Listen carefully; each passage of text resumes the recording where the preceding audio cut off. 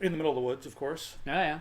And we wanted to make sure we got the tech to you guys because it's quite reckless to go into the world techless. So let's get down to business, shall we? Wendell, how's things going? Well, it's another day, another bunch of people that don't know what they're doing, trying to take over the world as far as technology goes. Politicians doing bad things. That's going to come in Rant 30 later. Various other technology news, which is just mostly depressing. Some of it tinfoil hat. Some of it it's actually kind of interesting. So this probably won't be an extremely long episode. Who knows? We may end up rambling. There's a lot of articles, but yeah. Let's go ahead and get started right now. The Pentagon is upgrading all 4 million of their PCs to Windows 10. What could go wrong possibly there, I wonder? Windows server is going to crash and burn. Not theirs. The ones that are actually serving up the Windows image for Windows 10. That's what's going to happen. You think so? You don't think they're going to do it locally? They're going to be pulling it from the Windows server. They're not going to run around or put it on. They've 4 million computers. They've got to do it locally, right? I mean, well, regardless, I'm sure Microsoft's going to send somebody out. Yeah, even then, you have 4 million machines. None of them are all in the same location. So even if you broke that down to 1 million locations, you're still talking four. No, that'd be 4 things. No, it'd be. Wow, that's a lot of. All right, so it's a lot. Regardless, it's a lot of damn machines. It's going to be updating to Windows 10. You know what I'm thinking about right here? The Pentagon, they work with the NSA a lot. They've got a lot of surveillance technology. A lot of their computers are going to be used for that sort of thing. Windows 10 is loaded with telemetry stuff. So is Windows 10 going to be surveilling the surveillance that the Pentagon is doing? Is that what's going to happen? You really haven't read Snow Crash, have you? No, I haven't read the whole thing. First chapter was too hip for me, and I was like, I'll come back to this when I'm in a more hip mood. That's exactly what they're going to do. They're going to monitor everybody. They're going to know when you sit down. And they're not even going to have it to where you don't even have an assigned computer. You're going to come in, and you pick whichever is closest to the door, and you sit down, because that's the most efficient way to start working, whichever is closest to the door. So if you show up later, you'll end up on the other side of the room, and then they'll know that you showed up later, and you weren't showing up, you weren't proving how dedicated to the cause you are. Microsoft's really excited about this because it's like a sales opportunity. Like, ooh, 4 million PCs. The Pentagon trusts us, so now it's everyone should do it. They're going to use that as marketing. Wendell, what do you make of this upgrade? So I think the situation's something else happened at the DoD with regard to Windows 10. And that is the Surface line from Microsoft was basically on the approved device list. And the reason I think that's interesting is because of BitLocker and the built-in encryption. So if you, let's say if I don't know, for whatever reason you're raided and the feds want your computers, most of the time they'll just image the drives, and they've got, stuff in the field where they'll take the drives out of your computer and image them and do that kind of thing. Same applies for laptops. Same applies for laptops, even like Apple laptops that have built-in drives. Not really a big deal. Surfaces, on the other hand, because they have BitLocker, which is the whole trusted platform, built-in drive encryption thing, all that stuff, it's a little different. You got to jump through some hoops. Now, it's very often the case that the BitLocker decryption key is in the cloud, and hasn't. It's not totally. It's not like the Apple situation exactly, but the Surface devices have been approved for use inside the DoD, and so I think that the reason for this upgrade is to get better security and better encryption to support device level encryption, because they plan to push out device policies and things like that at a central from a central policy server in order to be able to better control their devices. Now they've also got a ton of legacy software, and I think they're going to end up running their legacy software in like VDI or something like that, or maybe even virtual machines on Windows 10. But the Windows 10 machines are basically going to become dumb, not really dumb terminals exactly, but kind of sort of dumb terminals. We're having a few technical issues right now with the the streaming is a little bit jumpy. Let me know what you guys think. I think it was a little jumpy because you were messing with the program. No, I was messing with it because they were all saying it was jumpy here. They were like 2 FPS, 3 FPS. So we'll check real quick and just see if it looks like it's smoothed out a little bit. I think it's the performance of this laptop is just looks all right. All right, it seems like it's okay. Everybody's waiting for the Apple versus FBI debate. I don't even know if we're going to talk about that or not. Are we?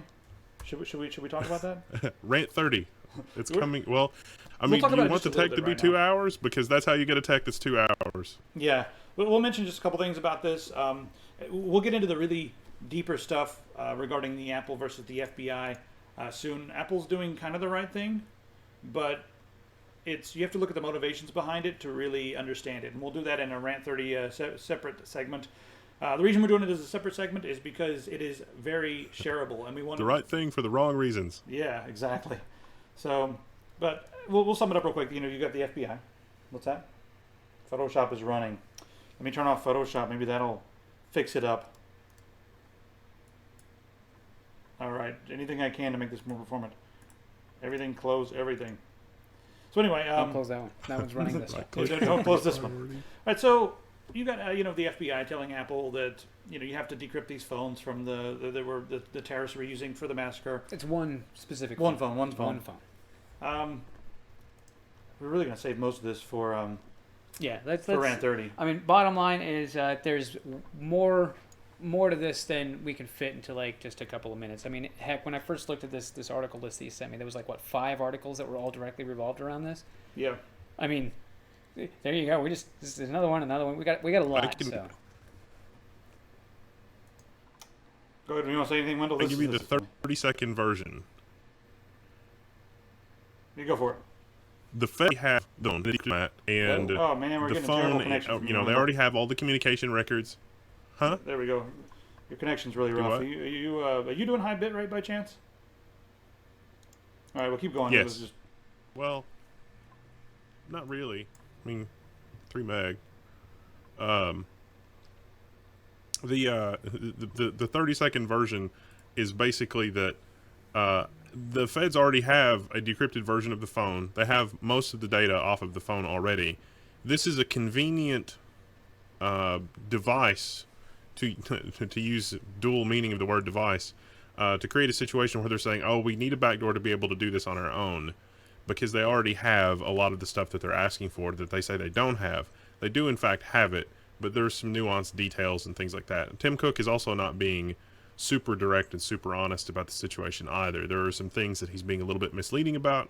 We'd love to talk about it in depth, but it's probably a 30 or 45 minute conversation to cover all of the aspects of it.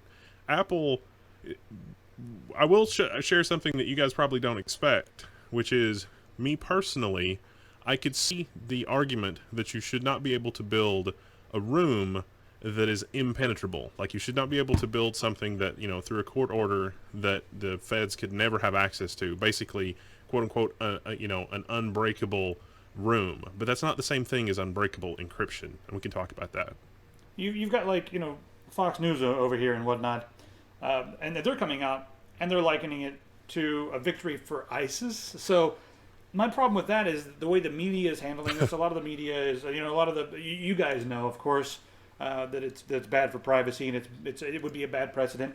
But we have to deal with all the idiots out there who, not just Fox News, but all the idiots who watch Fox News. And then you go and you have your dinner with them, and they're sitting there talking about how dumb Apple is, and how upset they are, and how un-American and all this stuff, and how Apple is enabling terrorists and all that kind of stuff. You're going to have to sit around and listen to people who watch Fox News who think this way. They're being told what to think, and they're going to believe it. They're going to think, oh yeah, of course, because their perspective is narrow, because Fox News is telling them this is what the perspective is. And there's other people out there.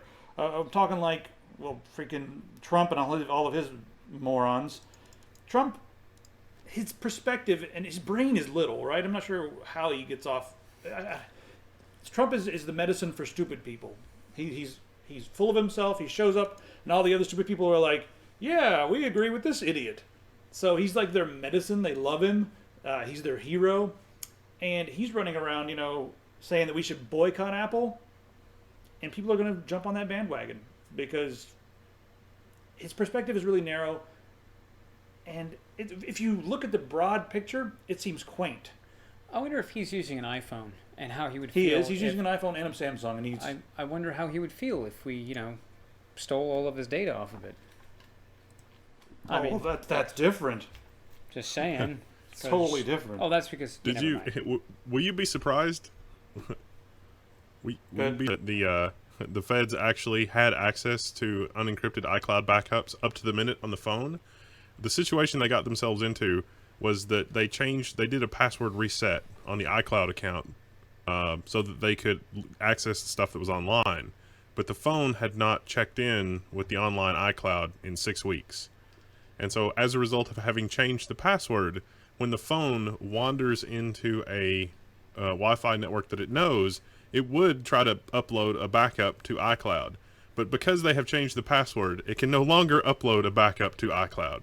So had they not changed the password, if they had wandered into a Wi-Fi network that the phone knew, the phone would happily have uploaded all of its contents unencrypted to iCloud, which would have been discoverable by the feds. And in fact, the copy that the FBI has already is a 6-week-old copy of the phone from iCloud. Anyway, we can go on with this and under the implications and whatnot. Like I said, so many of these articles that were all related to that, and I was reading things that were even beyond the scope of this. So let's save all that for later, because there's a lot more information than we can get into. Yeah, well, Crazy. Apple does not need a pat on the back right now. They need a, okay, you guys are doing the right thing, but they don't really need a full-on pat on the back. So everyone who's singing their praises, we've got a different side to that. All right, anyway, let's go ahead and take a look at some other things worth mentioning. The Kochs, the Koch brothers, yes, those idiots.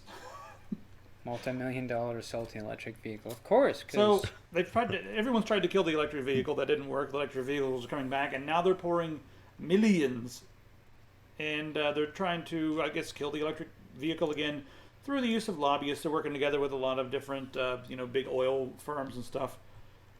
How backwards? Why do we still have all these backwards idiots in power? I mean, they own the second largest privately owned company in the USA, but you just answered your own question. These idiots are still in power because they own the second largest in the USA. They're millionaires. They don't, the rules don't apply to them. It's not that the rules don't apply to them. It's that they can afford to share their opinion in a manner that Jesus Christ, no! what? Why does it just start playing? Because Google That's for later. ruining my anyway. They can afford. How is that worded? It's that they are wealthy enough that they can afford a defense of their opinion that is different than you or I. And there's a whole. It's a saying I heard somewhere else. I can't remember where. But Right. basically, these guys, they've got so much money that they can just throw money at it until it changes the opinion of others. You can pitch whatever you want. It's I just want to make a mention of that, and we can move on. But I mean, like, ridiculous. yeah, we've got like some really good alternatives, and those idiots. I'm sorry, you guys just need to die off so we can like get to making the world better. Like, I'm sorry, that's just what it's going to take. Yeah. You got to die off. It's not like I want you to die. I just will be happy when you're gone. Well, we said it here first. So Yahoo is officially for sale right now, and this is a kind of a weird thing. They haven't been doing too well. I mean, they're still the giant. Everyone calls them a giant, but I'm not really sure how much they're worth. They invested a ton in Alibaba a while back. Remember that, Wendell? They threw a ton of money into Alibaba. They were trying to sweeten their... I guess they were trying to give a lot of their American stockholders a share of that company as well. But now Alibaba is being traded, so now it's a bit weird. Now they need to sell their Alibaba stock, and it's going to create tax problems for people. So that didn't work out.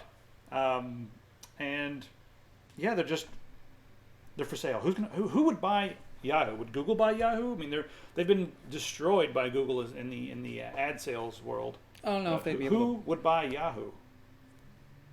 Any ideas? No. Anybody in the comments? Yeah, Russians. I don't think it's going to be Google, or it can't be Google, because that would hit that whole antitrust kind of monopolizing thing. I mean, it's like we say Google's got a monopoly, but they really don't. There's definitely other things you can use. People just don't use it. I mean, you could go entirely Yahoo, except with your phone, obviously, because that would be pretty Yahoo, wouldn't it? Yeah, it would. But if you were to get, if you switched out of your smartphone, you got an iPhone, that would put you under the Apple, the Apple overhead, but the Apple umbrella is what I'm looking for. But you'd also have, you could go Yahoo full all the way, everything else. You don't have to use Google. You could get, was it the Ubuntu phone? You could get that and go non-Google. I mean, there's a lot of things you could do. Just people don't do it for one reason or another. Sorry, I've got to play this. So good.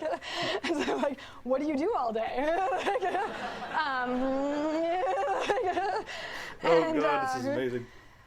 I think we should probably change things up a bit. So She's like, I have no sense of humor. she's mating with a hyena.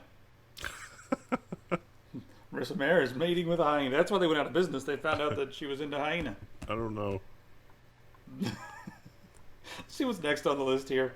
Weird. What a go. What's that? Could Yahoo buy DuckDuckGo? Is DuckDuckGo doing well Or enough should they could buy DuckDuckGo buy Yahoo? Yahoo? That'd be an interesting situation. I mean, you never know. I don't know. Does DuckDuckGo make a lot of money? Anybody who uses DuckDuckGo out there in the audience? I'm kind of curious to see who uses DuckDuckGo. I think a lot of people use DuckDuckGo. Yeah, I mean, I had them as my homepage for a while, but I don't think they're making enough money to buy Yahoo. I think so. What if it's like something out of left field, like Virgin Atlantic or something? That or Apple could Apple? buy Yahoo. You think Apple wants Yahoo? I don't think they want to, but they could. How about Microsoft? Yeah. Microsoft's got Bing. I mean, Apple. I mean, does Apple actually have like I'll a tell you, search engine? tell you what under I think about Bing. I think that around the things that we've learned, like, what do you do all day? I think of Bing. there? Okay, that was good. That fit nicely. All right. Anyway, let's talk about the judge. He's ordering the FBI to reveal the code that they used for their Tor the exploit for the Playpen thing. If you missed a couple episodes ago, the FBI, they were hosting a child porn website for a while called Playpen. Yeah. And Yeah. they used some code to exploit Tor, and then they were catching people that were using Tor to come and browse the website and all that sort of thing. The judge has decided in this case, someone who was accused is on trial right now. The judge has decided that, hey, we need to see the code here that the FBI was using to determine if this was, like if they were actually allowed, if this was, what's the damn phrase here? Could better understand how it worked if the evidence gathered was covered under the scope of the warrant. That's what I'm looking for. So that's kind of interesting. The FBI's code is going to be... Well, I guess the FBI could ignore this. They do it all the time. But I'm kind of curious. I want to see the code that they use to exploit Tor. I mean, just aside from the whole child porn thing, that's kind of not the core of this issue. We already talked about that before. Yeah. The core of this issue is the judge is saying, show us the code you use, show us the exploit. It might be kind of interesting to see what they were doing. Don't be using Tor, guys. I said it again. Yeah. All right, there's not much to talk about there. Moving right along. This is something cool, Wendell, that you can probably talk about quite a bit. The FCC has decided that we might be able to dump our archaic, ridiculous cable boxes very soon, and this might also open up the living room for Google and Apple and just several other companies to come in there and install cable boxes, run different apps, and possibly even offer some television services, sort of freeing up things, as it were. All right, Wendell, you want to talk about this for a minute? I think it's kind of a lot of fun.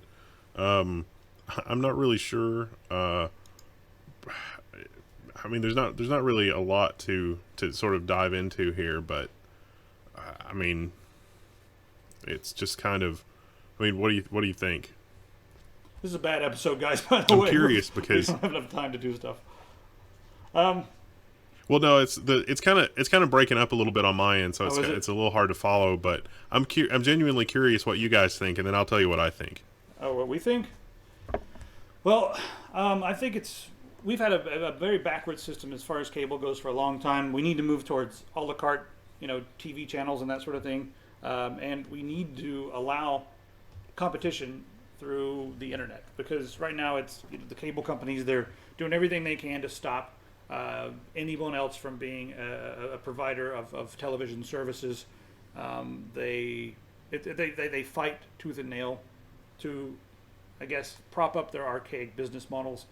I don't care about television, so this is not something I'm like whatever. Whoever has television, you guys can have it. I'm not going to watch it, but in a perfect world, everyone should be able to do a la carte and choose whichever provider they would like. It's like, hey, I want Google and I want these 10 channels and I want this package and I'm done.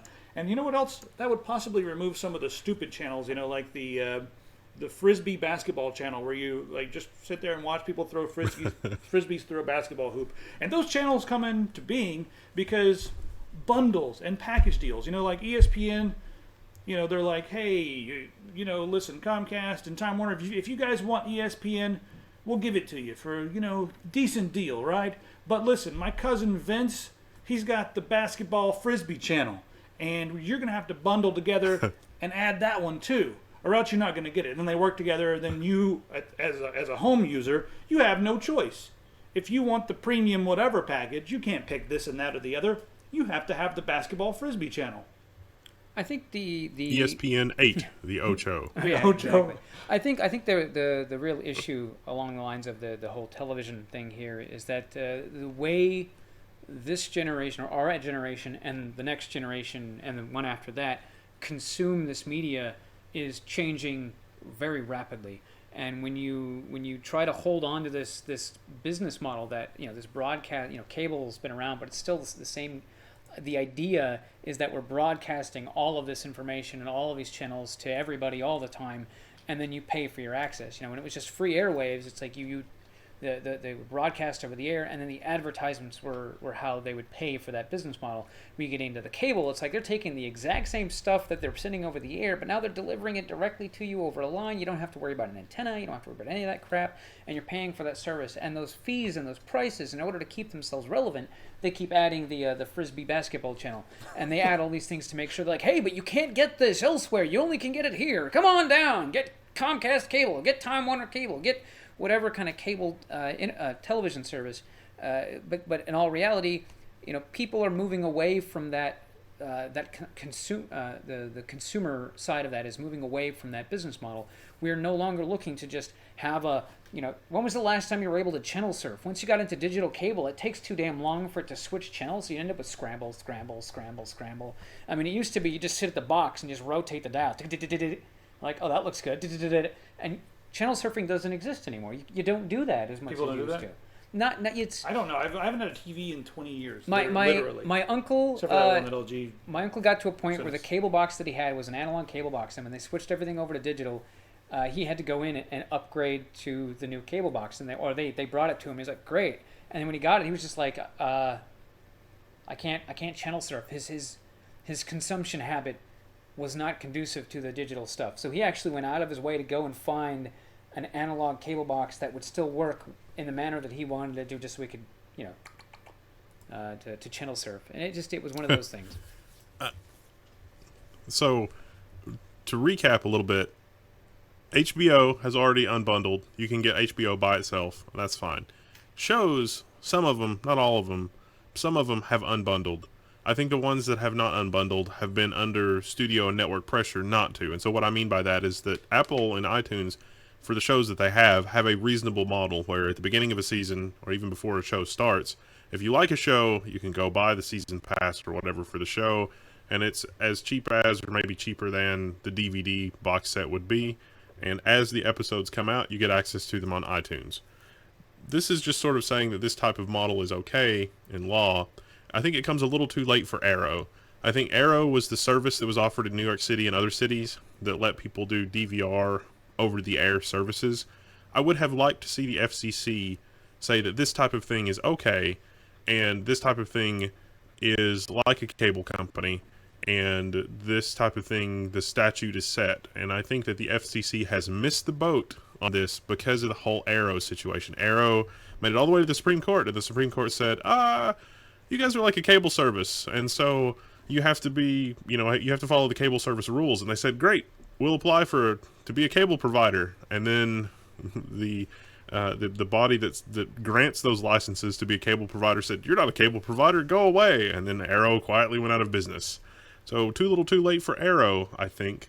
But it is going to be interesting with Amazon, Apple, and other people, because television channels make no sense at all anymore. Television channels, think of a TV channel like the Sci-Fi Channel or Discovery or History as production companies. They're not about channels anymore. It's about production.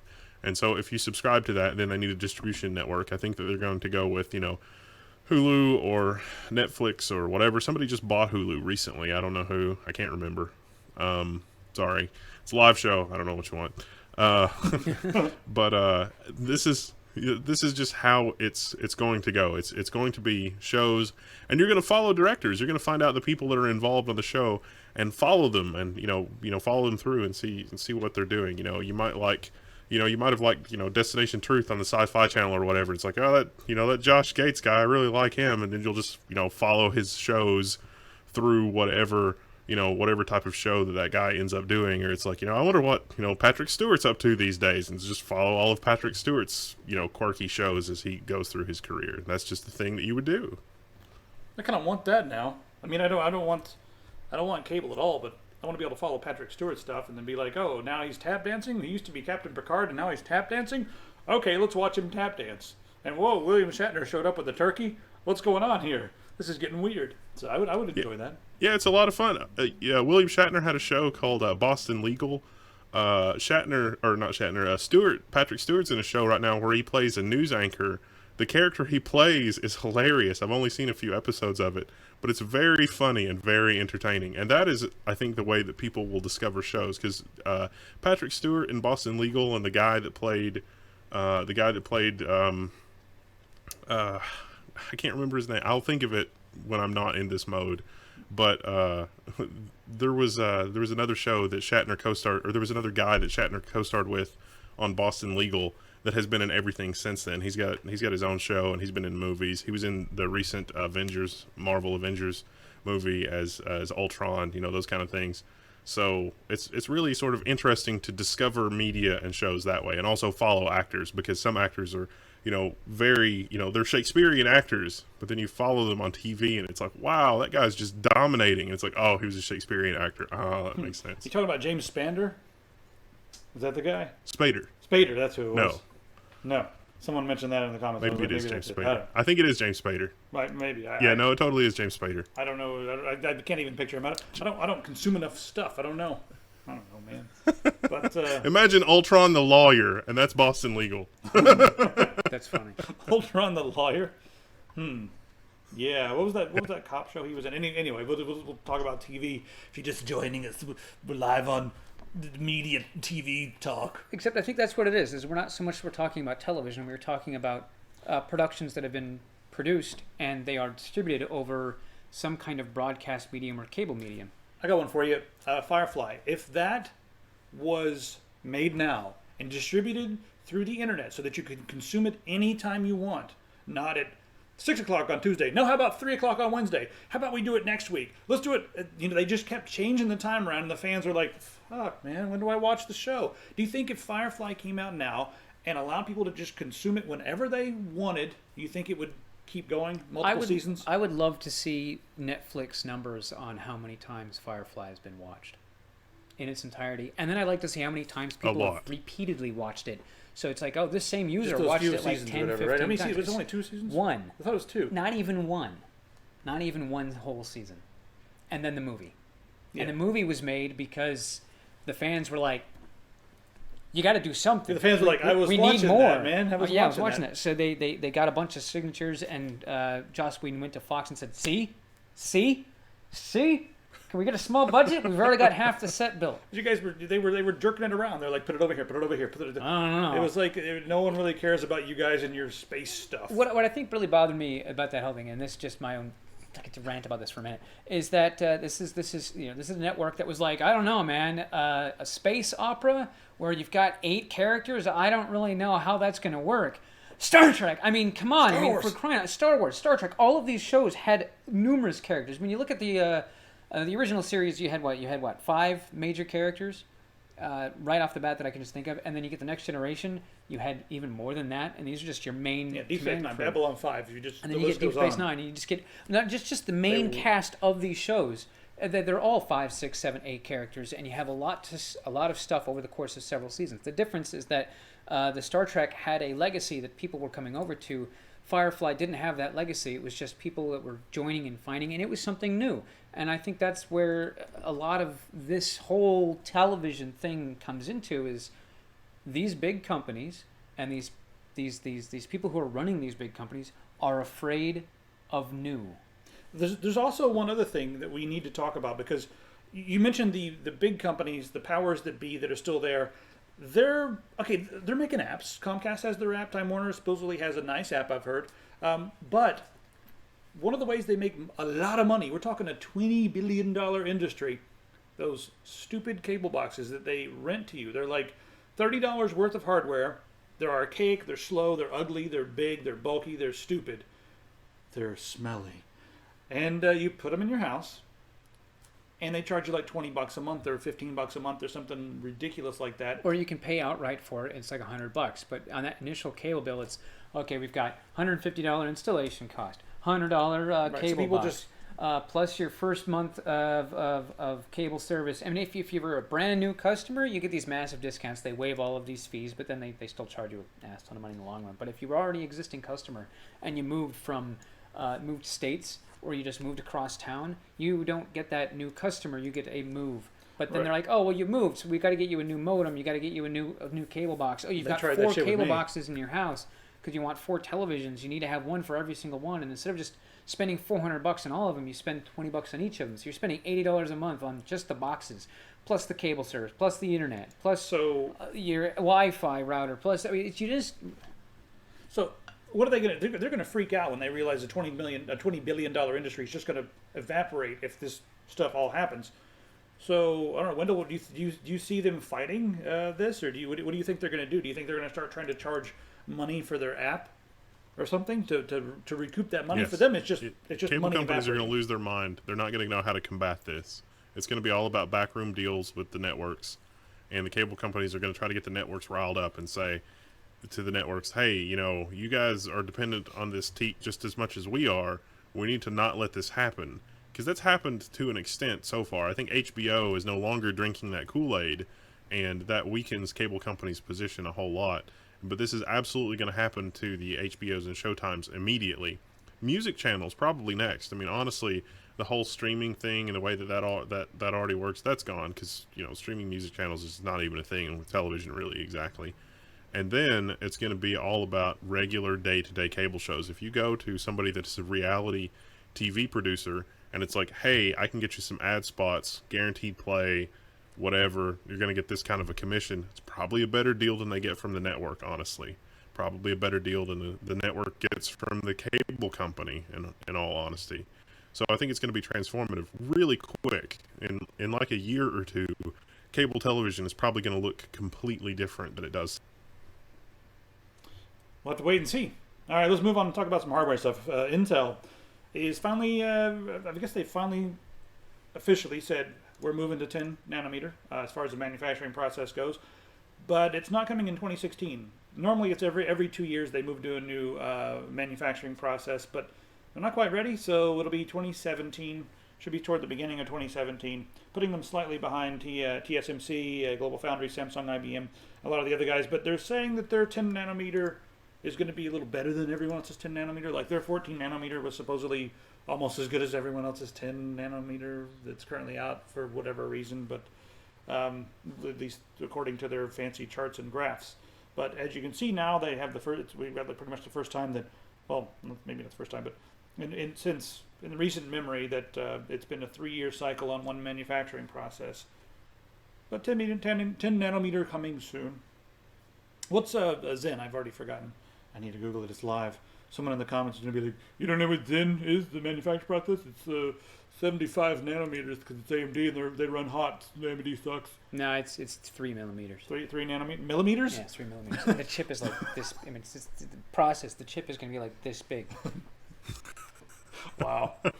Chips and salsa jokes, anybody? It's going to be the side of your case. You're no longer going to have. It's going to be It'll like an look old nice, slot though. processor. It's just going to fit under the side of your case. It's going to be the replacement AC side panel. bolted onto it. You just thermal paste and just smack an AC unit on it. There you go. Yeah, I miss No. those Cryotech cases. So that's pretty much it. Moore's Law is no one cares about it anymore, right? Does anyone care about it? It's interesting. We always call it Moore's Law. I think we were looking at this. Yeah, we talked about it last week. Yeah, last week, and we talked. What about was the it phrase? was that it wasn't so much that it was a law. It was just that this guy was like, it's really interesting. I'm making this observation about stuff. Yeah, Moore's observation. And that just wouldn't have sold very well. I call it Moore's Law is a lot better than saying Moore's observation says. Call it Moore's Law. Now we Moore's have a educated- drive Educated to observation. create and continue holding on to that idea that all of these things are this J curve. Got anything to add to that, Wendell, before we move on to the next thing?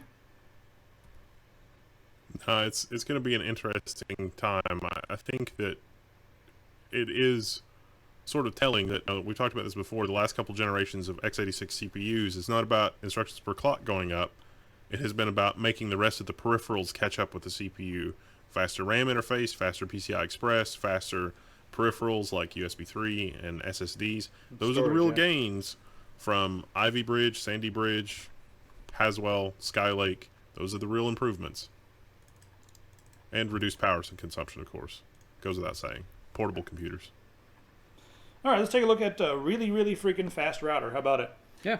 Linksys, they showed this off at CES. Let me just go and put it on the screen there. This is one of the other models that they've got going on. One of the new MIMOs. Now, there's not a lot of MIMO in the AC range, so that's kind of new. And the other thing that's interesting is they're pushing the AC range up to a new height. It's AC 1900. Well, kind of interesting. The 1900 is that's made up of a couple of different things. Anyway, they've got the 1900 ACS, and then there's this one. This one here just happens to be a mu-mimo, which makes things all fancy schmancy. Lots of people, lots of connections. Yeah, I mean it's going to be pretty neat. I'm pretty stoked. So the thing that's interesting about this is that they're advertising 1900. That means the 2.4 is going to be 600 megabits per second maximum, which is pretty good for 2.4. That's actually very good for 2.4. Yep. And then the 5 gigahertz band is going to be the 1300, which gives you the 1900 number. You cannot pair these together and use them as one solid connection. So you're going to either be, if your device supports 5 gigahertz, connect through that radio, and be 1300. So yeah, you won't be able to actually get the 1900.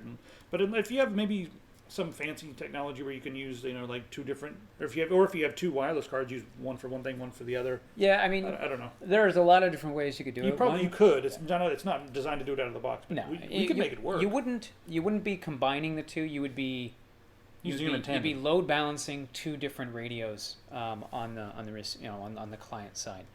Which can be done. You're going to get if you got a single connection, like if you're trying to run a speed test, you would never get above the 1300 or the 600. You get one or the other.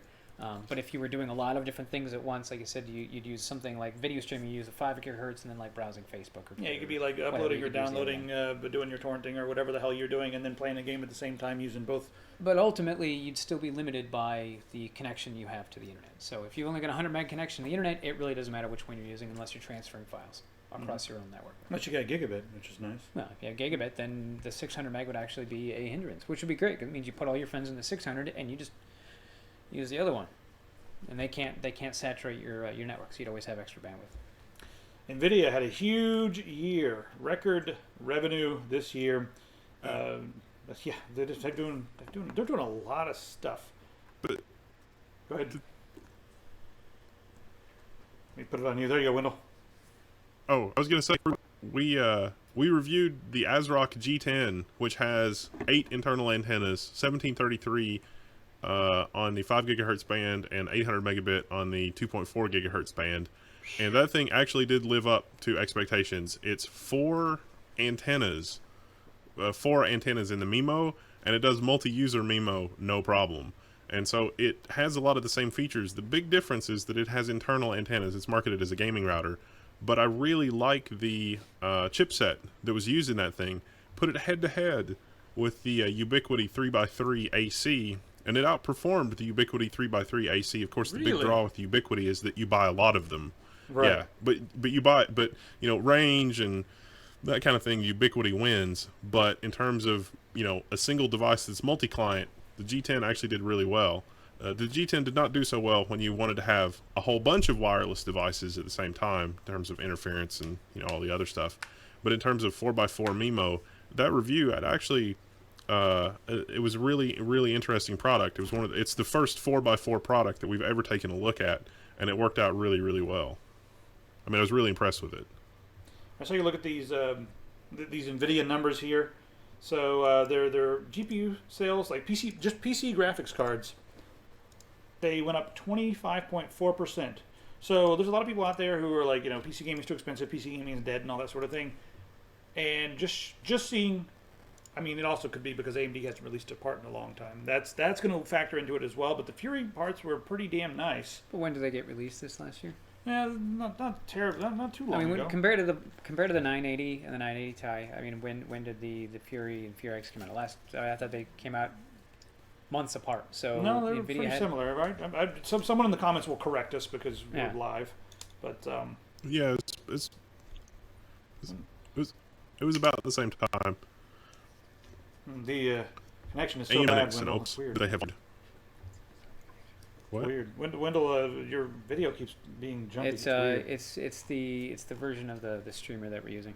Like the open broadcaster thing. It's either the version of the streamer that we're using, or it's the laptop itself is just not. Yeah, I think we're killing this poor laptop, even though it's got a Quadro in it. But I guess it's not using it for what we're doing. Probably just all CPU bound. It's Intel. It's possible that it's tied to the Probably CPU bound. tied. Well, no, it's possible that it's tied to the Intel graphics chip that's built onto the i7, in which case that would cause some problems. Regardless, things you learn when you're doing live stuff on a whim. Banana. Yeah, I don't know. I don't know. Anyway, we'll figure it out later. All right, guys. Yeah, Nvidia's making a lot of money. That's basically it with this article. They're making a ton of money. They're working on all kinds of different things, and VR is going to be kind of a big push. They're trying to build devices that are nice and small that will be able to power VR headsets, and they've been doing so pretty decently, putting full-size 980s into laptops and that sort of thing. So, lots of interesting things going on. All right, next up on the list. This is an interesting article here that someone shared with me on Twitter, so thanks, man. So IBM and XPrize, they're working together. They want to try to do a little bit of PR to reshape the way that we think about artificial intelligence. They want to remove the whole Skynet idea because well, they want to do a lot with their Watson. For instance, they want to throw Watson at all kinds of different things. They want Watson to possibly be able to control cities and stuff like that, but it's going to be scary to a lot of people out there. So they've got some prizes, the $5 million worth of prizes. I just think it's kind of funny what you just said there. It's like we want you guys to forget about Skynet, but here's the origin story of Skynet that we're trying to accomplish. Yeah, I mean the thing is that they're going to be giving away $5 million in prizes, and they're doing it through XPrize. I may be messing this up because hell, we didn't rehearse this at all, but they want people to come and try to put together. Fuck, I'm lost. They basically just want people to come and put together ideas, and then in 4 or 5 years they're going to be giving away lots of prizes depending on who wins. But they're just trying to remove some of the bad PR, some of the scary ideas, the robot apocalypse and all that. So that way Watson can take over with ease. But meanwhile, the CIA has the not ironically named Skynet. Yeah, let's talk about that That's killing Skynet people. for just a second. Where's that article? Here we go. This should be another rant 30 here. So, The Guardian is reporting on a report from Ars Technica and a couple of other websites regarding, well, all of our drone strikes that have been happening in Pakistan. So, what's happening in Pakistan? We've got drones over there. They're looking for militants and terrorists and couriers, which are people who take notes in hand to the terrorists and say, here's some information. They do it that way because they don't want to have to use phones to communicate with people who are hiding in caves or whatever. Anyway, we've got our drones over there. They've killed at least 1,000, possibly 4,000, and they have not all been terrorists. A lot of them have been innocents. Some of them have been children, husbands, wives, families, whatever, farmers. So, the Well, if they interesting weren't thing, terrorists before, they definitely are now. yeah, now they're As terrorists. let's use the media buzzword terrorist. Well, the thing that's interesting here is, Turns out one of the guys they were bragging about killing was a journalist.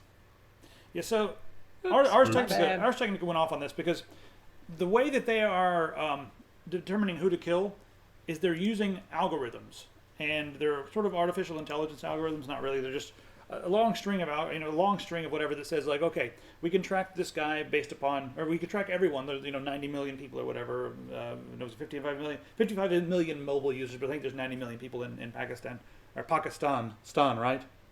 Pakistan.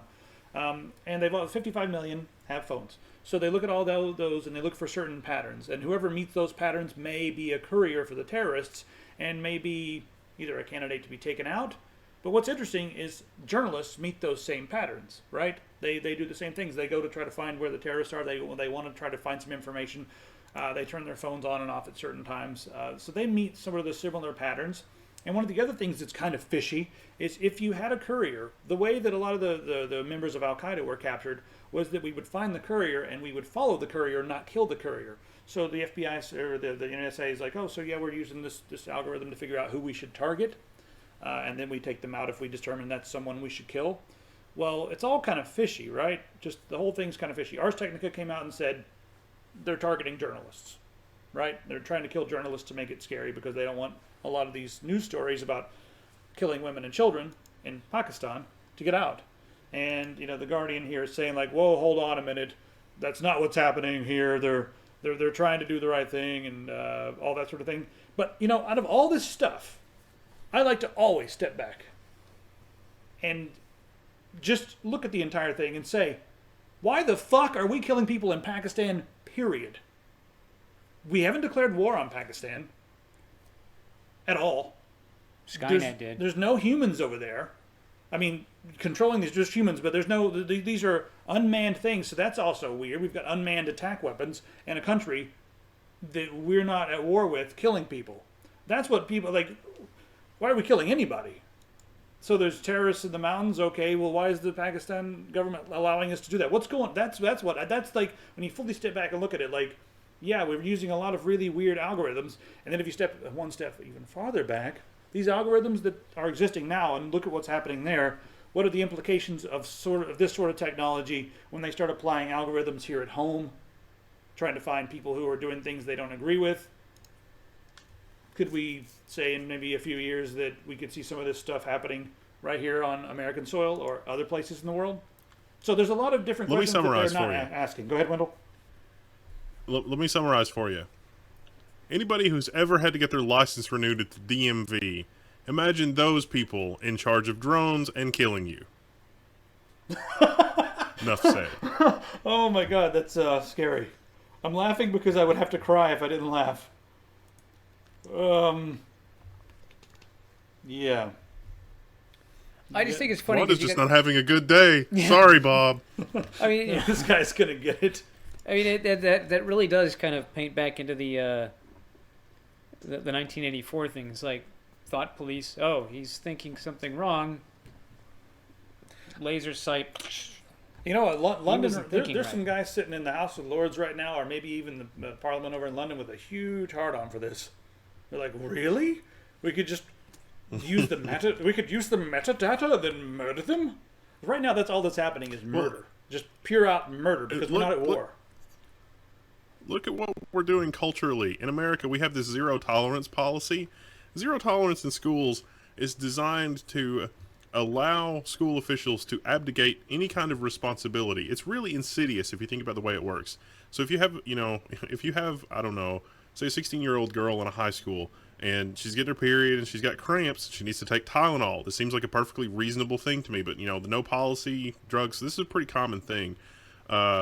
You know, they get detention, stuff doesn't work, you know, it's zero tolerance policy. And the zero tolerance policy allows school officials to not have to put any kind of critical judgment or thinking into it. And then when people come to them with these absurd situations as a result of zero tolerance, the response is always, this is zero tolerance. We can't think here because then we assume responsibility and we can be sued. But if we're following our policy to the letter every time, then we abdicate any kind of responsibility and nothing has to happen. This is exactly how drone strikes are going to be, because Wanda is just going to push that button. It's like, oh, that's what the policy was. It doesn't really matter. Right. We've already done the psychological experiment on the 60s where, like, people were screaming in horrible agony in the other room, and the people running the experiment were just gleefully like, yeah, sounds good. I'm just pushing the button, whatever. Sounds good. Yeah. We've already done the experiment. It's already happened. We don't have to do it for real. Right now, there's still right now there still is a human element involved in a lot of the stuff in Pakistan, and the data from just like the cell phones and stuff, that's just one little piece of the data. They're using lots and lots of other things, and right now they estimate that they have there are some false positives. Like the system will look at everything, it'll look at all the metadata that's out there, and it's like 0.00. Is it 0008 or 008% is the false positive number? I forget. It's the false positive number is really small compared to the population. It's 0.008. Yeah, so the false positive is 0.008, which equates to 15,000 people being marked for death. It's only 0.008. Hey, that's a 15,000 human significant beings. number, right? 15,000 human beings. What's the percentage got to be, Wendell, before it becomes statistically significant? 1%? I don't know. For killing random people? Like, I mean, come on. I mean, how many people? Pfft, that's fine. I mean, come on. Look at the numbers here. This is like every RTS game you've ever played. How many times do you like, you know what? I'm just going to send my peons in to get slaughtered to distract them from the other guys, or oh, they're just the archers. No big deal. I've got more coming. I mean, it's the same. It's the same completely detached process, and you're going to think about that next time you're playing one of those RTS games. So yeah, This was a very important lesson from Star Trek. I mean, this is one of the things that Star Trek explored. Is, you know, how many times, you know, it's like Starfleet's doing something and Captain Picard has to be like the super righteous white knight, whatever. He has to, It's like, it ends here. No further. Yeah, well, I mean, it's like, you know, how many people does it take before it becomes genocide? You know, 1,000 people, 1 million. You know, where do you draw the line? It's like, you know, this is a culture. It is unique. The Prime Directive says, you know, that we must not interfere, even if it is just 8 people or 80 or 8 million. You know, this is the Prime Directive. We must follow it. This is if we are to say that we are a principled people, the number does not matter in the sense that it all matters equally. And I think that's something to try to strive for. I don't know what you guys think about this entire situation and the implications that we just sort of mentioned. Again, I think that the websites out there, their perspective is extremely narrow, and it's always better to step back. The farther back you go, the more quaint the smaller perspectives and opinions become. So always try to find the widest perspective on an issue. I know that mine could probably be expanded as well. But on that note, just make sure you don't get too far back, because if you get way too far back, then you're just looking at the globe and you're like, oh, there's a bunch of ants. Yeah, you're like, in the grand scheme of things, what are a few people? That's interesting, because this I will tie this. This is a great time to segue into this Chinese article that we've got. Where is it? It's next there. Now, where China's displacing over 9,000 people to build the world's largest radio telescope. Now, when I laughed, because before we got into that last article, you clicked over to this, and the first thing I thought was like, this is China. 9,000 people is like what? 0.00001% of their population? Not even, yeah. So it's hardly anybody that they're really moving. But at the same time, they are displacing 9,000 people. That's 9,000 lives. That's probably something like 1,000 families, or maybe, well, no, it's one child, so we're looking at 4,000 families. They're giving them the equivalent to about a half year's wages to move. And that's not a lot, but they are displacing a lot of them. What they're doing is really, really cool to me. I mean, they're building the world's largest radio telescope. That's the headline you're seeing most places. On the bright note, what you know, they did give everybody half a year's salary, effectively, to move, so they can build this radio telescope. But they didn't kick them out. They don't have an option. Sorry, you grew up here. Sorry, we're building a giant radio telescope. I mean, and this is a great valley. This is for the betterment of mankind. La da da da. But yeah, it's 9,000 people. This is going to be finished in September. I mean, we can think about that, but I want to talk about. I wonder if they hired a lot of the people that they were displacing to do the work, and then they're going to give them half a year salary on top of that to move to the outskirts of the valley. No, it doesn't say, but that'd be kind of cool.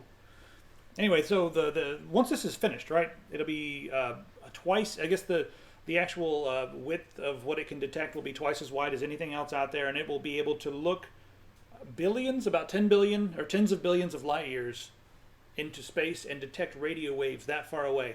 Now, a lot of people are going to jump in and just be like, "Oh, sweet, we can detect aliens." Well, yeah, they made it. If they were there and there was a radio frequency billions of years ago, because this is billions of light years away, then maybe we'll detect them. It's always a question of when, not exactly where, for a lot of this stuff, possibly both. But then the other thing, we're going to get some really interesting feedback on some of the origins of different galaxies, and you can look, because when you're looking that far, you're looking that far back into time. So we're going to learn a lot about how things were billions of years ago. I just thought of something completely unrelated that, well, sort of. I mean, when this thing is done, it's going to look like the laser cannon on the Death Star. This is what we're going to use to blow up Jupiter. Jupiter's pissing me off. We're gonna hit it, and it's just a big gas giant. So we're gonna ignite some stuff. We're gonna turn it into a giant. It's gonna be a smaller sun in the middle of our little solar system here. That's what's gonna happen. And then it's going to melt Europa, and they're going to send out a giant space straw and sell all the water to Los Angeles. These Chinese, they know what's up, man. Selling the water to Los Angeles. Genius. Why didn't we think of this? I wonder where they're gonna get the materials for the straw. They're going to trick us into buying it for them. They're gonna recycle all of the plastic in the world to make a giant straw. All out of the ocean. Oh yeah. Okay, Wendell, something serious, please. Yeah. Want to talk about Google dodging taxes as they do? Shall we? They're doing their double Dutch Netherlands sandwich thing. Double Irish Dutch sandwich. So just so you guys know, Google is dodging billions of dollars worth of taxes, as they always do. And I'm not for dodging taxes. I think if you're doing business in a place, you should, give Caesar his quarter or whatever the hell the fucking phrase is. But give Caesar a quarter, kid. Isn't that how it goes? Is that like going to Little Caesars and playing a video game? Yes. Anyway, so yeah, they're dodging taxes. But the one thing I want to mention here before we move on is whenever you say, Apple's dodging taxes, Apple's response is always like, we love the environment, and our people who like our products like electric cars and wholesome good things. And what about Apple? You're dodging taxes. We love nature. It's good, and we take care of everyone. And Hey, look, a squirrel. yeah, exactly. That's kind of what they do. But Google's like, they're just like, yeah, dude, we dodge taxes because it's legal. You've made it legal for us to do this, and we're taking all that money that we just saved by not paying taxes, and we just built an auto-driving car. We're building a full-on map of the world. Where they're.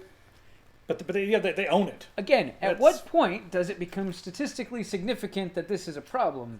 And I think the issue really is when you get down to it, when you get companies like Google that can afford to do this, or companies like Facebook that can afford to do this, and they pay less, they pay fewer dollars in taxes than we paid last year for Tech Syndicate. Yeah. That, you're like... Facebook paid lower taxes than we did. There's something wrong with the system if that's how it works. Because otherwise, I'm going to move to Liechtenstein or Luxembourg, and we're going to set up shop there, and we're going to run the whole company out of that, and then we're just going to live on the moon. Whenever I mention that, the CPA is like, I hate you so much. Whenever I'm like, can we do like that double Dutch sandwich with marshmallows or whatever the hell they're all doing? And they're like, I don't know. I just want to go and make videos, dude. And if money comes in from selling a T-shirt or something, can't we like make a Dutch sandwich out of it? What are the ingredients, right? Is it like, what is a Dutch sandwich? They take all their money. They have an Irish holding company. It goes to Bermuda from. But I mean, is there actually is there actually like a sandwich called the Dutch sandwich? The Dutch boy or something? Is it like Dutch sandwich? I don't know. Is it got like salami or something? I mean, I don't know what. It's just mustard and bread. Mustard and bread. Okay. Yeah. So double Dutch would be two different types. That's the so Deutsch honey sandwich. mustard I'm sorry, and that's the Deutsch Dijon? sandwich. That's the Deutsch sandwich. Yeah, the Dutch sandwich is. Dijon mustard and honey mustard on bread. Put it together. The Dutch sandwich is some Eating sort of sandwich? fish, I believe. I don't know. Wendell, Save us. save me, please. You're like, nope. You guys just hanging yourself there. This is not anything. Most American companies do this. IBM, Apple, Facebook, Google, Microsoft, Amazon, all of them operate exactly the same way. All of them have the political clout to make it happen. Not just this, but also major employers like Facebook and Amazon. A lot of them have deals with states and cities where they are so that they don't pay state tax or payroll tax where they are either. In fact, in some situations, the city will actually pay federal or state obligations of the company on behalf of the company just to maintain the jobs there. It's a situation where it's like, the city's a population of, 3 or 4 million. Amazon or whoever employs, say, 25, 30,000 of the people, which is a significant portion of the payroll tax. The individual is responsible for their part of the payroll tax, usually about half, and the company's responsible for their half. It is totally the case that a lot of those companies have negotiated their payroll tax with the local state or the local city, depending on the state's tax rules, so that they don't actually pay their part of the payroll tax, or they pay a reduced portion of their part of the payroll tax. And in some cases, the city will actually pay for other tax obligations on behalf of the entity, which should be totally illegal, but it actually still happens, just because that company drives so much of the local economy. So that just made my brain hurt a little bit. So I'm going to reiterate here. The city makes a deal with big company, so big company doesn't have to pay their portion. They collect all of the taxes from the employees, so they're cutting off of the employees' income. They're taking the tax off of that, and then they're going to take a small portion of that and basically taking taxpayer money to then pay their employer's tax obligation to the federal government. Yeah. It's I think it's usually the state government instead of federal government. Okay. But yes, there are deals where the city is paying the state tax of the company. Like, that's a thing. It's Yeah. How about that? All right. So next up, if anyone has an ear, let him share it or 3D print it. How about that? Oh yeah, that's on the screen.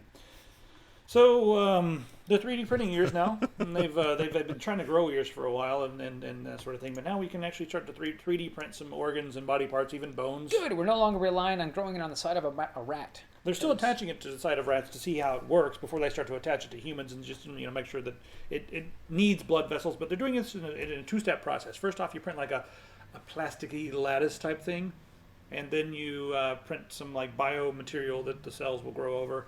And they've attached it to rats, and it works. Blood vessels naturally grow into it, and they've even attached a human jawbone to a poor rat. And then the next thing we've got is we're going to be 3D printing bodies. That's where I'm going with that. Let's talk about like in the future, okay, your arm falls off, your 3D print arm, but it's time. Your body's old. It's it's out of commission. Like, hey, I've got a couple $100,000 here. Let me lay that down on the table. And can you take my brain and put it into maybe a better version of me? Cool. And Sure. we're going to have to be able to get to the point where we're going to take the brain and have to sever the spinal column in such a manner, or just take figure out how to take the spinal cord and then regrow it properly into the new body. They did it to a monkey. It was alive for a minute or two. Yeah. There was a guy that they put an artificial heart in that just had like a whirring sound because it was just like a siphon, and he was alive for like 5 minutes, but he was... The one thing that we always used to calculate whether somebody's alive is a heartbeat. He was technically awake and functional for like 5 minutes, but he didn't have a heartbeat. He just had like this motorized whirring sound in his chest, and then he died. But he was alive even though he didn't have a heartbeat, which is like, heart. ooh. This reminds me, I'm going to pull up Cory Doctorow. This reminds me of Down and Out in the Magic Kingdom. Anytime I ever hear or read anything about like this kind of stuff, it reminds me of human cloning, but we're not cloning, we're growing body parts. It's the same sort of damn thing. No, it's not. Yeah, it is. But then if you could make a new copy or a replica of an individual and then transfer their mind into it, would they not also be able to... Well, I guess at this point they'd be able to figure out how to grow an organic thing that would also be attached to a mechanical thing, and then we can go to that route, and we're going to start creating your cybernetic connections between things, and actually formulate organic cells, artificially created organic cells that are able to do that translation from bio to electronic. I don't know. There's more stuff that we can talk about here as far as the biologic or biohacking, I suppose, goes. And this one, I think Philip Seymour Hoffman would enjoy this. It's almost like regression therapy for DNA. So they're saying this is just some right-wing British think tank, the Adam Smith Institute, is saying that by 2050 we may be able to have dinosaurs wandering around, because what we'll do is we'll take birds of prey, chickens, raptors, and that sort of thing, and we will look at their DNA and essentially revert it back to, or to use it to build dinosaurs. You wouldn't be doing it like Jurassic Park where you're sucking it out of an ember. You're like, ooh, I found some DNA trapped in this tree sap for all these years. Let's make an entire forest. And then we added a bunch of frog and reptile DNA to make our dinosaurs. Yay! Do you think, though, that they would have looked at that and be like, that might be a problem? Sometimes, a lot of times, we always laugh at this. Go ahead. Want to say something? I've looked into this, and I don't think that it really, like, we won't be making new creatures that are vaguely like dinosaurs, but we're not going to be making dinosaurs. Right. The reason I say that is that because there simply cannot exist any viable DNA for dinosaurs. So, like, if you imagine the genetic code for a dinosaur as being a particularly stout printed volume, let's say A Tale of Two Cities, for example, by Dickens, after, I think, like 700 years, on average, we've got a bunch of copies of A Tale of Two Cities laying around. On average, those books are going to be split about in half, and they're just going to be scattered everywhere.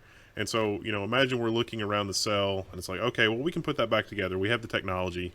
Okay, we've got the complete book here. Not a big deal. DNA that is millions of years old, or tens of millions of years old, is effectively shredded to the point that it's just individual words and letters. And so it's alphabet soup of, there were multiple copies of A Tale of Two Cities, hundreds, thousands, millions of copies of A Tale of Two Cities. And so even if we find the mosquito preserved in amber and we extract its DNA, even if it was, frozen in permafrost at, minus 50 degrees C, like the most ridiculous ideal conditions that you can come up with, the DNA has become so shredded that effectively, best case scenario, we might have a few sentences and paragraphs here and there, but there is no way that we're going to be able to reconstruct usable DNA. Now, we could take birds and chickens and whatever else and try to roll it back, but information will have been lost because those creatures have evolved in the interim, several 100 million years. This article assumes that the data will still be there in the DNA, and I don't believe that this is correct or true. Yeah, I don't think it's really necessarily the article that was assuming it. It's the Adam Smith Institute saying some fantastical things. But another thing that a scientist, that's who they quoted one scientist involved with the project. Thanks for the name, inverse.com. But anyway, one of the scientists involved, he did go on to say, like, okay, listen, yeah, we'll probably be able to make some crazy stuff, but he's worried about the misguided God complex that may come along with this power, where we're like, hey, we can make a dino chicken. We could make a glow-in-the-dark unicorn. How about that? We'll just take some narwhal DNA. Syntacow. And Syntacow right here. What do you guys want? Anything you want. Steaks. So, should we do those sort of things? I think it's almost inevitable, because somewhere in the world, regardless of what anyone's morality says or what any certain country says, you're going to have some people on an island, maybe a guy named Dr. Moreau, hanging out, messing around with his children, as he'll call them. But I think it's likely to happen in the future, because not everyone's going to be limited by morals. That's the big thing that limits a lot of people. The question I have is, we're going to have this apple that was genetically modified to have some kind of whatever other DNA, and then we're going to have the Syntacow. Are we going to have to brand it USDA certified genetically modified organism, even though you look at it like it's got 8 legs? Oh yeah. It's got 16 legs. Still have to brand it on the side and just stamp the apple. You have to. Have to. Genetically modified cow, everybody. Someone with funny hair will complain. Anyway, moving right along here. What's next on the list? Hey, Ray Kurzweil. We got a lot of futurology stuff to talk about today. This one I'm mostly just going to mention the video here. Ray Kurzweil. Pretty interesting new interview from, I guess, a day or so ago. I recommend you go and take a look at it. He's getting a bit old. He's 68 years old now, and he's just throwing out some ideas of what may happen in the next 70, 80 years and all that sort of thing. And some of the interesting things that he mentioned were the trips to the store would be totally different, because now if you do want to go to an actual store, like a grocery store or something, you'll probably be able to go, and all the items are either going to be holograms or virtual items, and they're all just going to be 3D printed right there on the spot. This is like 70, 80 years down the road. You won't have to worry about growing anything. You want like a kumquat, you'd be like, give me a kumquat, and then whoop, kumquat, just like Star Trek, replicators. Yeah. Almost like replicators. That's what he's kind of saying, that might be a thing. He also mentions like the clothes shopping. You'll stand up, something in your house will take a 3D scan of your body quickly, and then you'll look at a bunch of different styles, maybe even customize the colors, and print it out at pennies per pound. Threads will just come right out there at your house, and you'll be like, oh, my new shirt, there it is, and it fits you perfectly. So just some stuff like that. He mentioned the word decentralization a million times. How everything's just going to be decentralized, and there's he gets into a lot of other things as well, but he basically says that we're going to be able to just create whatever we want. and then virtual reality is going to be a thing. One of the things that's kind of interesting, and we may talk about this in a future video because I think it'd be interesting to chew on.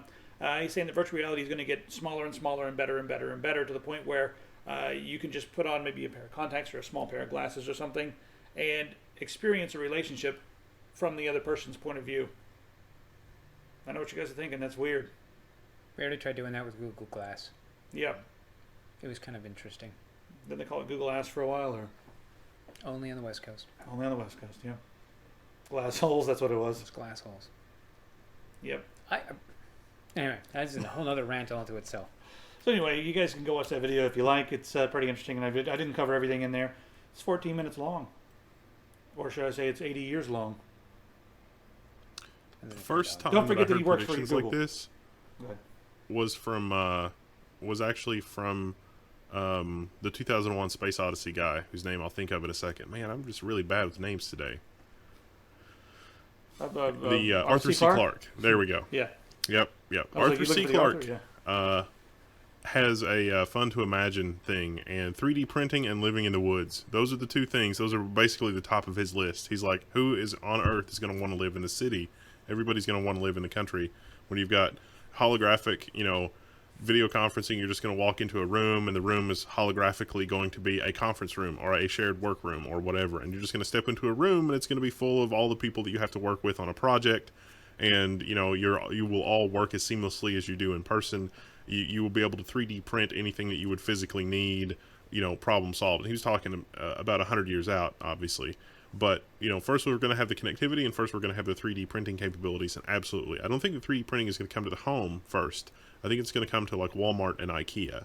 I think you're going to go online and pick your stuff, and you're going to do it. If you want to visit a store of the future for what is attainable right now, you guys should visit B&H Photo in New York City. Yeah. They have automated their stuff to the nth degree. It is insane. Yeah, that's the current version of what you're talking about here, where you go and you kind of replicate something. But in there, they've got an entire warehouse underneath their stores. So you walk up to the counter that's like the showroom that you'd find in any department store, and you've got 80 different cameras all on display here. And you're like, I really like this one. You walk up, take a number. You walk up to the counter. You're like, I want this camera, and they go, type it in the computer. You mean that one? And they're like, okay. They hit go. They're like, hold on a sec. Can you stand over here while we bring it up for you? And you'll watch it come into this bin. Will just kind of come rolling across this little conveyor belt that's there's around the top of the it's all across the entire the ceiling, and then they've got one that runs along the floor, and it comes right up to the table. They pull it out, and they're like, is this the thing you want? And you're like, that's the one. They're like, cool. They put it in, they take your information, they go click, it's at the front, go pick it up and pay for it. And then you go to the checkout. You walk up to the checkout, you pay your money, and then they give you your receipt. You walk over to the pickup counter, you're like, this is it, and they hand you a bag and say, have a nice day. It is a trip and a half, actually, because it doesn't matter where you are in the store, and there's 2 floors of like merchandise counters. There's like 17 floors across 3 buildings, depending on what you're buying. Oh, that's true. I mean, I think it is the main section of it is you've got the downstairs, and there's just all this huge empty space, and then there's the second floor, which mostly is cameras and whatnot. And I think there's another section over there. But then they've got a repair center that's a whole other thing.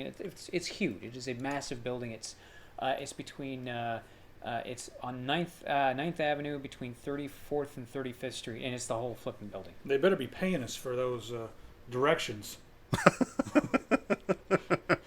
don't think we're going to get any money out of them now. We'll send collections after them. Yeah, it's an incredible. It's really it's an incredible experience. They would never pay us for that kind of explanation. All right, I want to talk to you guys for a minute. Just a quick gaming thing here about open world games. Ubisoft, they are shifting their focus toward open world games, and they have been making some presentations to different people, investors, and that sort of thing. And they are going on and on about how open world is the biggest thing ever, and that their team is the best team in the world to do it. And they're citing here on this chart that, hey, look, in the last several years, we've been making way more open world games than anybody else. Didn't go into talking about the overall quality of those games, and they also, I don't see Bethesda on here with Fallout or anything like that. Why is that not on the list? I don't know, but anyway, they are saying that, hey, we've got 9,000 employees, so we can actually crank these things out, and a lot of our employees are in markets that are not the USA, so we're saving a ton of money right there. Oh, well, first off, I want to know what you guys think about Ubisoft's open world games, and then, do you guys really want that many open world games? Do you want that? Do you want virtual worlds to wander around in, or do you still crave really put together narratives? Because you can't usually have both. They can try to do both in a game, but it usually makes both components weaker. I mean, sometimes there'll be one really good main story.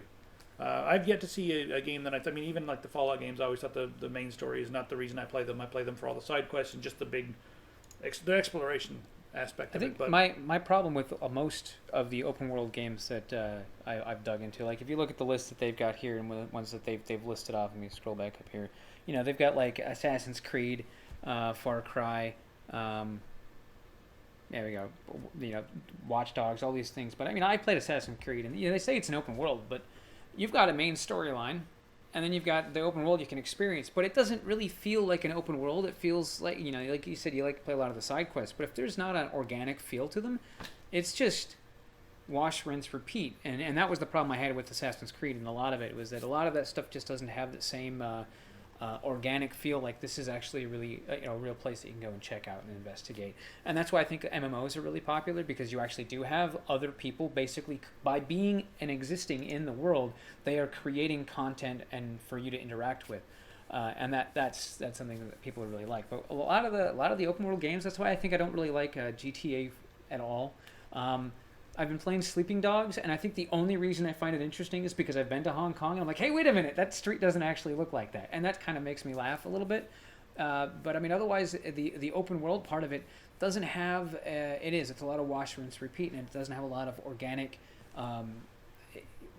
it doesn't have a flow that makes me feel like I'm actually walking around a real place. And I think that's, when you get a game that's got a narrative and you have to flow through the story, it's like reading a book or just experiencing a story. When you get into an open world, you're like, this thing's got an open world, like, yeah, great, I can go walk over here, but it's the same as walking over there, except this guy's name is Greg and he's got a problem with his dog, this name is Jane and she's got a problem with her cat. It's the exact same thing. We're not there yet. I think we need to have some advances in artificial intelligence in video games before we can really get there, because having a full open world with characters that I mean, you have to pretty much script all of them. The Witcher did a very good job of making it somewhat believable. The characters, they have character, it's not, they're not as cardboard, but still you have a lot of NPCs that are just there. They're like set pieces and stuff. So if we can get to a point where the characters have actual AI, and the characters, maybe we can get some voice synthesis technology, so we don't have to have voice actors for all of these different characters, but give them each one a different voice,